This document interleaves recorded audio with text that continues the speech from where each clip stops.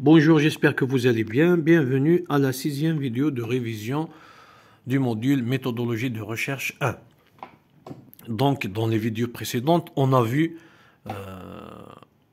plusieurs éléments. On a vu donc le choix du thème, la question de départ, la première étape donc de la démarche scientifique. La deuxième étape, on a vu l'exploration.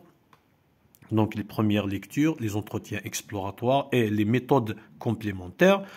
Et dans la vidéo précédente, on a vu la problématique. On a dit que la problématique n'est pas un simple texte qu'on rédige, mais c'est tout un travail, c'est une construction intellectuelle, c'est un travail donc de réflexion fait par le chercheur pour choisir une approche théorique, une théorie qu'il va adopter, ou pour choisir une perspective théorique qu'il va utiliser pour aborder son sujet de recherche. Voilà. On a dit aussi dans la problématique qu'il y a deux temps. On trouve généralement deux temps. Toujours, on est en train de parler du schéma de Raymond Cuvet et de Van Locke-Copenhaut. Dans la problématique, on a dit on trouve deux temps. Le premier temps, c'est faire le point, c'est dégager les théories, présenter, expliquer brièvement, analyser, comparer les points communs et les différences entre les théories qu'on a trouvées dans les premières lectures. Voilà. Le deuxième point dans la problématique, se donner une problématique, ça veut dire choisir un cadre théorique, une approche, une théorie, parmi celles qu'on a trouvées donc, dans les premières lectures. Bien sûr, à notre niveau, c'est ce qu'on doit faire, donc, comme jeune chercheur ou comme étudiant donc, pour préparer le mémoire de fin de cycle. Voilà. On a dit se donner une problématique, ça veut dire choisir une théorie. Quand on choisit une théorie, on doit expliciter, on doit justifier en connaissance de cause. Quel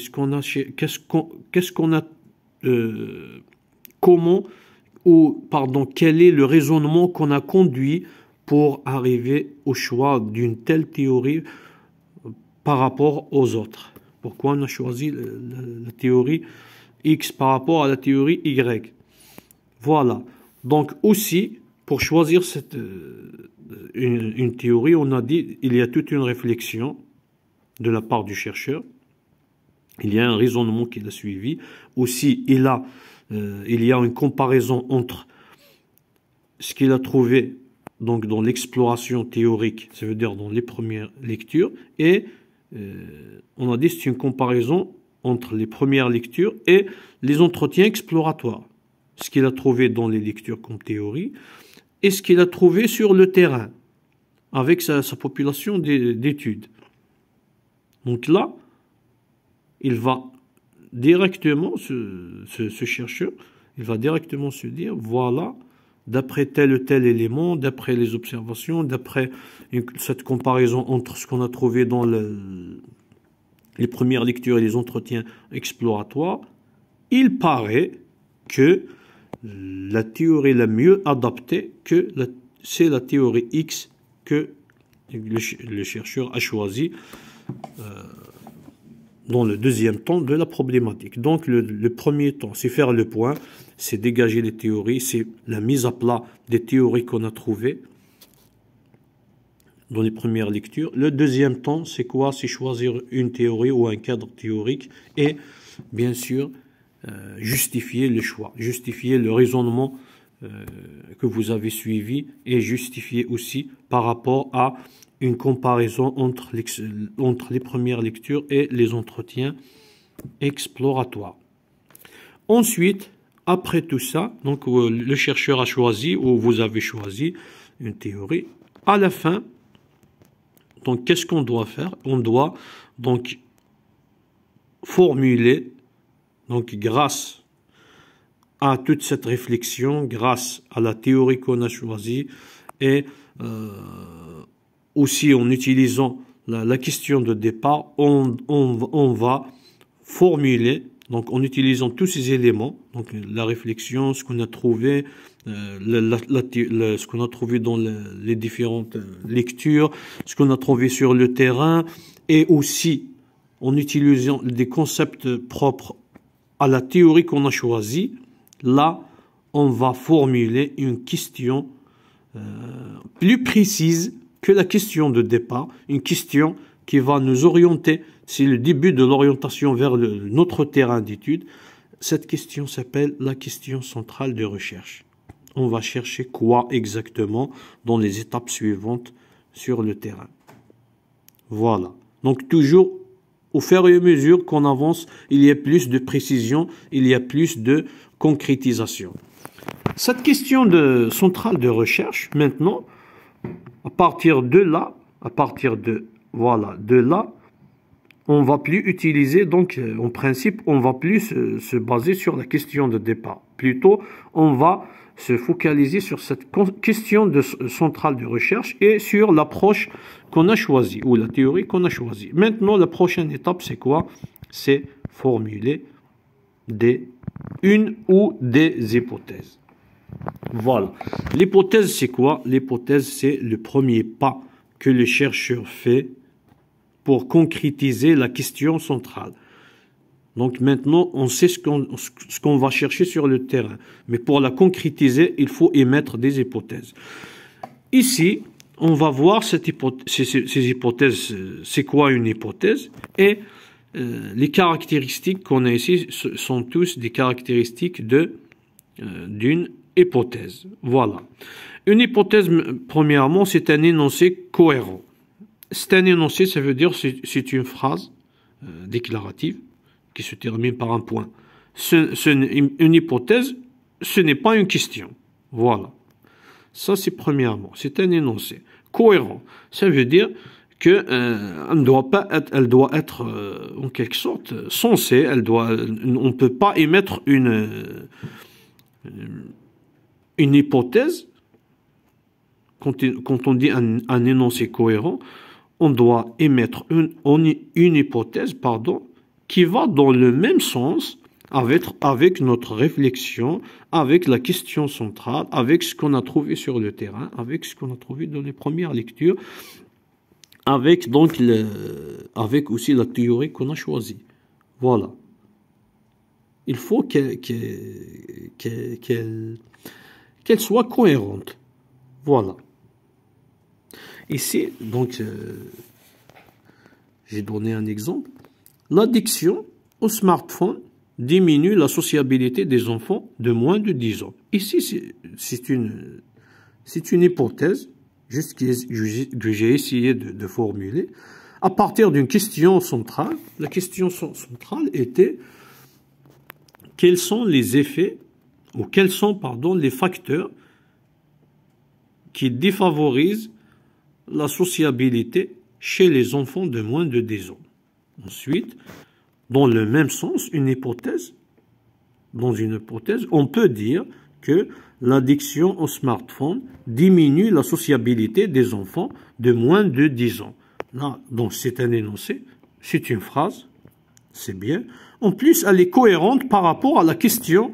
Donc, c'est juste un exemple, bien sûr. Dans la recherche, c'est plus compliqué. C'est plus compliqué, ça demande plus d'efforts, ça demande tout un travail intellectuel de la part des chercheurs. Mais ici, c'est juste pour donner l'exemple, pour comprendre et pour peut-être aider d'autres à comprendre ce principe. Donc, on a dit c'est un énoncé cohérent. C'est une phrase, ce n'est pas une question. Et aussi, elle est cohérente parce que elle va dans le même sens avec notre réflexion, avec tout ce qu'on a trouvé du début de la recherche jusqu'à la question centrale. Autre chose maintenant, c'est ici, prédiction. Ça veut dire, on suppose la validité, mais on ne peut pas confirmer ou infirmer qu'à la fin de la recherche. Ici, dans l'exemple, l'addiction au smartphone diminue la sociabilité des enfants de moins de 10 ans. Ici, je suppose, je prédis. Donc, on dirait, je réponds à l'avance à la question de départ. Mais ça ne veut pas dire que c'est une vérité. C'est juste une supposition. C'est une réponse anticipée. C'est une réponse anticipée. Pourquoi? Pour pouvoir donc élaborer notre recherche et vérifier. Donc pour savoir, on va vérifier quoi exactement sur le terrain. Tout simplement, on est en train de concrétiser peu à peu notre recherche. Donc une prédiction, donc on a dit que l'hypothèse, c'est une réponse anticipée à la question centrale de recherche. C'est une prédiction. Mais toujours, c'est quelque chose de cohérent. C'est pas une prédiction comme ça, anarchique ou à l'aveuglette. On va voir dans le critère suivant pour comprendre plus. Voilà. Elle doit être plausible. Plausible qui semble acceptable. Donc, dans le même sens, on a dit qu'on a une question centrale. Donc, cette question centrale, quels sont les effets qui défavorisent la sociabilité des enfants de moins de 10 ans? Je peux, par exemple, dire que la consommation des drogues ou la consommation de l'alcool diminue la sociabilité chez des enfants de moins de 10 ans. Donc cette hypothèse n'est pas plausible. Pourquoi? C'est pas la majorité des enfants de moins de 10 ans qui consomment de l'alcool. Donc elle n'est pas acceptable. Déjà, logiquement, elle n'est pas acceptable. Même si c'est vrai, on cherche les effets qui diminuent, qui provoquent par exemple que les enfants s'isolent, que les enfants ne cherchent pas à avoir de camarades ou d'amis, etc. Mais on ne peut pas dire que la consommation d'alcool... Donc c'est une recherche insensée. Voilà. Une hypothèse plausible, c'est une hypothèse, même si c'est une prédiction, même si c'est une supposition, mais quand même, elle a une certaine logique. Elle semble acceptable. Elle est acceptable logiquement. Voilà. Ensuite, on peut continuer la recherche pour la confirmer ou l'infirmer. C'est ça une hypothèse. Donc, d'après ce que j'ai compris, c'est ça une hypothèse plausible. Maintenant, vérifiable. Une hypothèse doit être vérifiable. Si on ne peut pas vérifier l'hypothèse, on va faire quoi dans la recherche? Comment on va aller au terrain? Qu'est-ce qu'on va faire au terrain? Comment on va construire un instrument de collecte de données? On va analyser quoi? On ne pourra rien faire. Ici, voilà un exemple un autre exemple différent, donc d'une hypothèse qui n'est pas vérifiable. La bénédiction a contribué, donc c'est un exemple qu'on a vu en classe, pour ceux qui sont en classe donc avec moi, qui étudient donc avec moi, l'essentiel. Donc la bénédiction a contribué à l'amélioration de l'image de marque de l'entreprise X. Voilà. Donc cette bénédiction, on peut ni la vérifier, ni la mesurer, ce n'est même pas un concept concret ou logique qu'on peut suivre. Voilà. Donc une hypothèse, si on ne peut pas la vérifier, ce n'est pas une hypothèse acceptée. On dit que cette hypothèse est erronée ou elle est une fausse hypothèse. Voilà. Aussi, elle doit être précise. Ici aussi, je reviens toujours aux exemples qu'on a eus, que notre enseignante nous a expliqué pendant les séances des cours et des travaux dirigés. Donc, on a vu l'exemple. Quel est l'impact? Cette question, soi-disant, c'est une question centrale de recherche. Un titre d'exemple. Quel est l'impact de la communication interne sur l'intégration des nouvelles recrues au sein de l'entreprise X? Voilà. Donc, on cherche à savoir l'impact de la communication interne sur l'intégration des nouvelles recrues, des nouveaux employés au sein d'une entreprise. Voilà. Maintenant, on va émettre une fausse hypothèse. Les discussions entre les personnels influencent l'intégration des nouvelles recrues. Bon, c'est une question, elle paraît plausible. À première vue, elle est cohérente. Elle a un sens. Donc les discussions, c'est parmi les communications et entre le personnel, influence l'intégration. Ça paraît juste, mais elle n'est pas précise. Donc elle est une fausse hypothèse. Pourquoi? Premièrement, ici, les discussions entre les personnels. Ici, est-ce que ce sont des discussions formelles? Est-ce que ce sont des discussions informelles? Est-ce que c'est juste les emails? Avec quel support, par exemple? Est-ce que les discussions avec email, avec les réseaux, par exemple Facebook, Instagram, etc., ou avec téléphone, avec SMS, ou c'est des discussions directes face à face, c'est des discussions verbales ou non verbales, on ne sait pas. Mais même si ce premier concept n'est pas précis, mais on peut régler donc ce problème avec d'autres hypothèses ou avec des sous-questions déjà de la question ici par rapport à la question centrale. On peut régler ce problème. On peut dire directement que les discussions formelles on peut préciser avec plusieurs hypothèses. Donc l'hypothèse, la première, on dit les discussions formelles entre le personnel.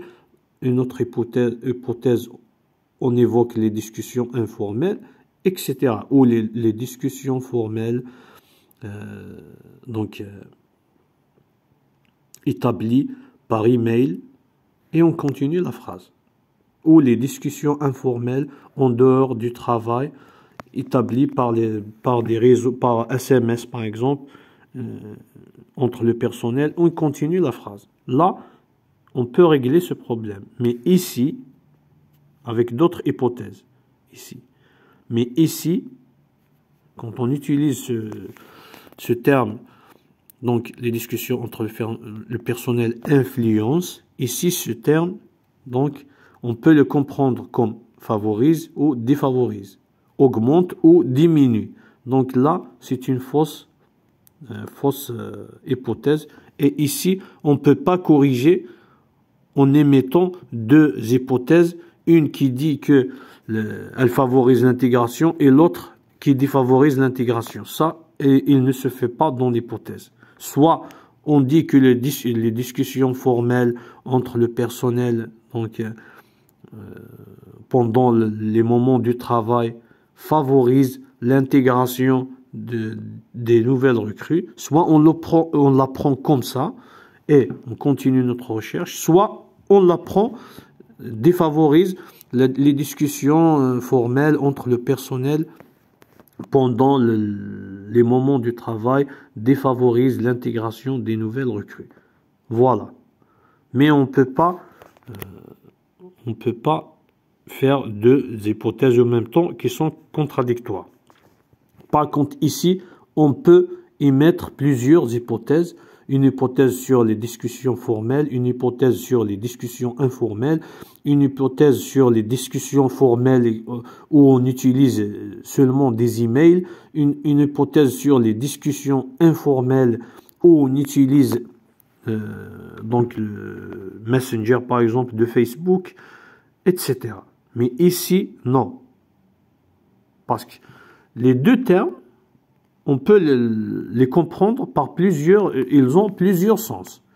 Ici, la pluralité des sens de discussion, on peut régler ce problème par l'émission de plusieurs hypothèses. Mais ici, on ne peut pas. Parce qu'on ne peut pas dire que la discussion favorise, en même temps la discussion défavorise. Donc là, ce n'est pas une recherche, ce n'est pas logique, et aussi, ça ne se fait pas, tout simplement.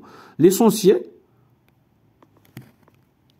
précise, l'essentiel, ce mot précise, cette qualité précise, l'essentiel que une hypothèse doit être précise.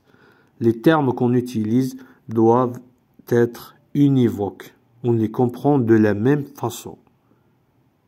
Il ne faut pas qu'il y ait qu'on trouve un terme qui peut se comprendre avec plusieurs façons, deux façons ou plus dans une hypothèse. Voilà, c'est ça le terme précise.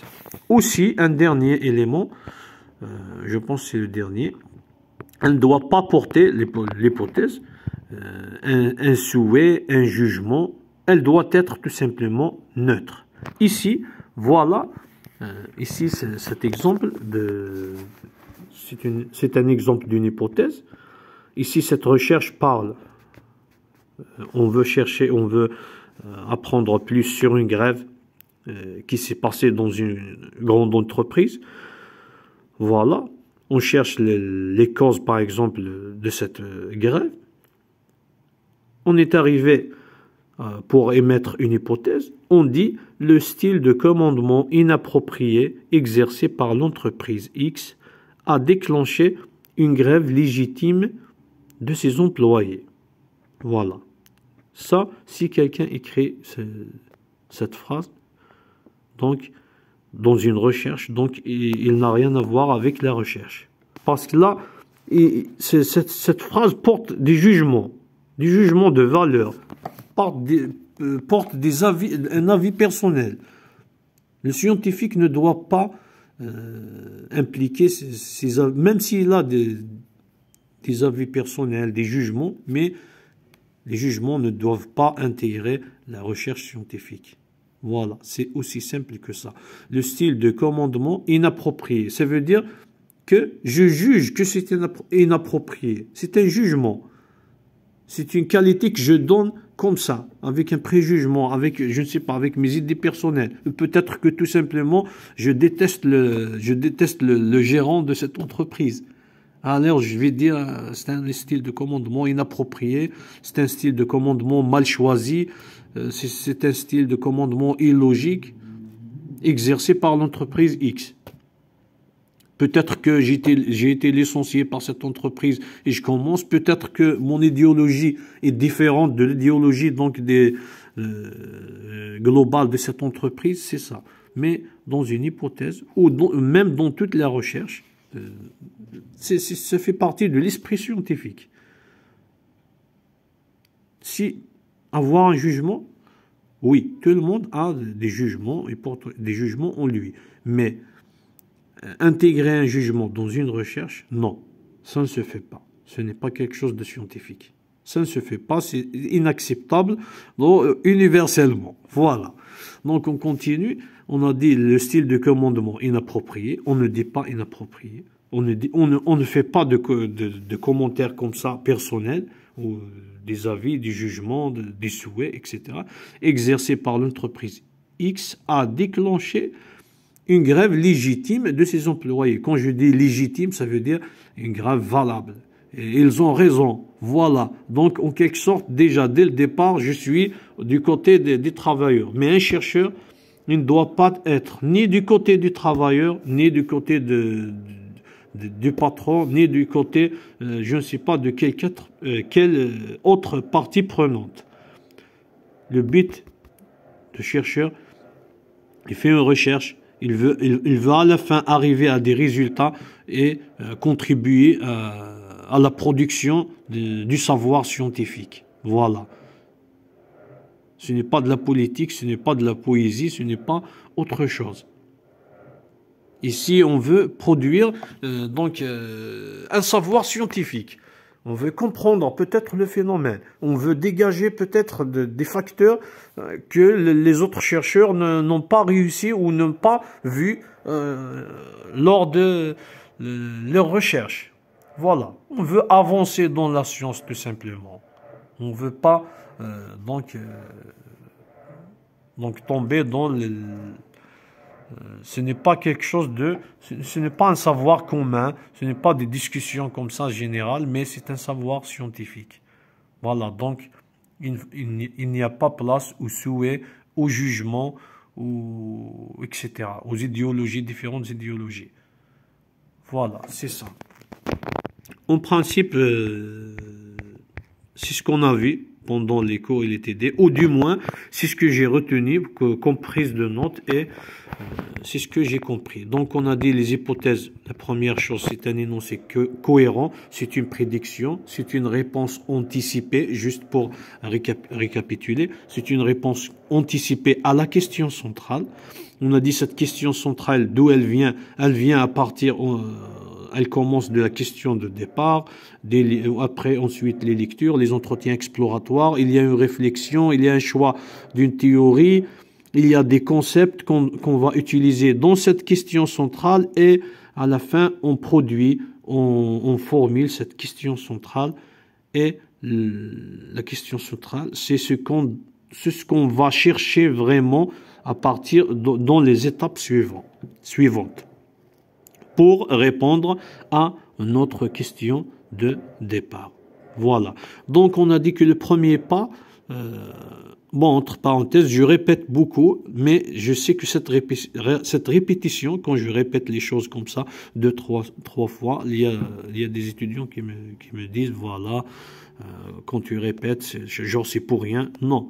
La répétition, c'est parmi les moyens pour déjà assimiler et pour se familiariser avec ce langage, avec ces concepts, et aussi pour se souvenir, bien sûr, pour augmenter les chances de se souvenir lors de l'examen au moins, ou de comprendre aussi la chose. Voilà, c'est entre parenthèses. On a dit, donc, le premier pas que le chercheur fait pour concrétiser cette question centrale, on a dit, c'est émettre une hypothèse. Donc, on a dit que l'hypothèse, c'est un énoncé cohérent, une prédiction, une réponse anticipée à la question centrale. On a dit qu'elle doit être plausible, qu'elle doit être acceptable, elle doit être logique en quelque sorte.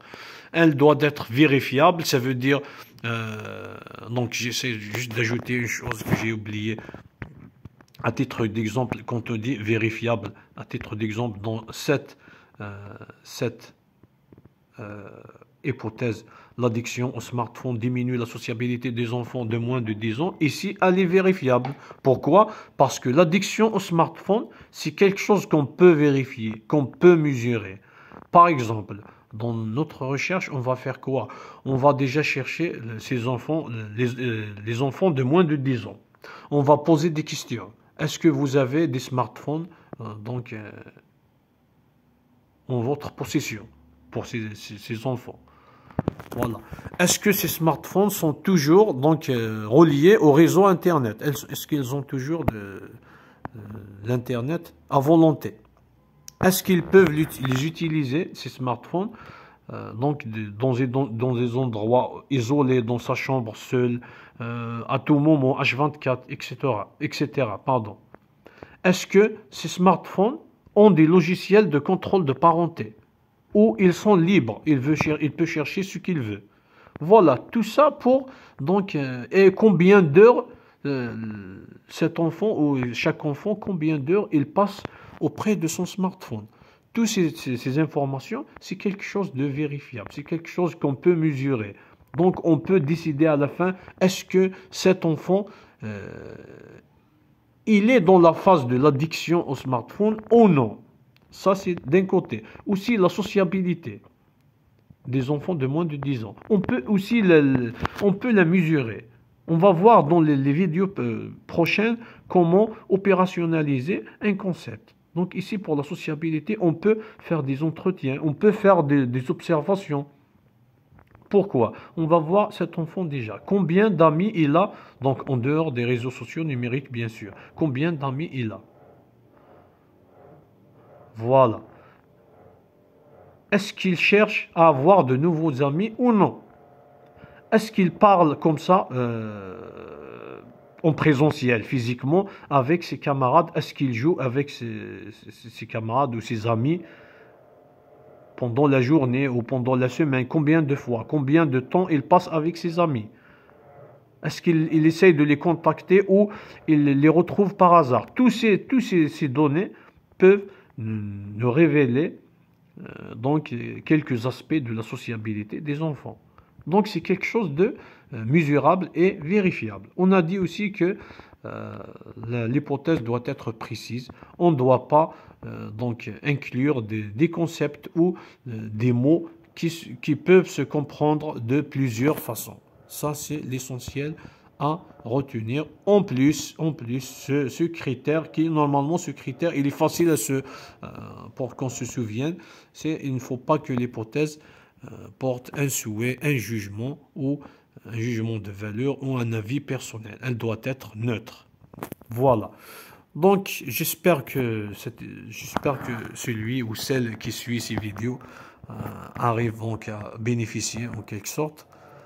Donc, on continue avec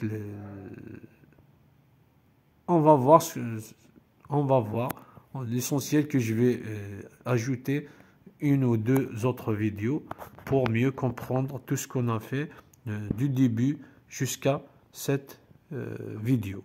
Je vous remercie et je vous souhaite bonne chance. Merci.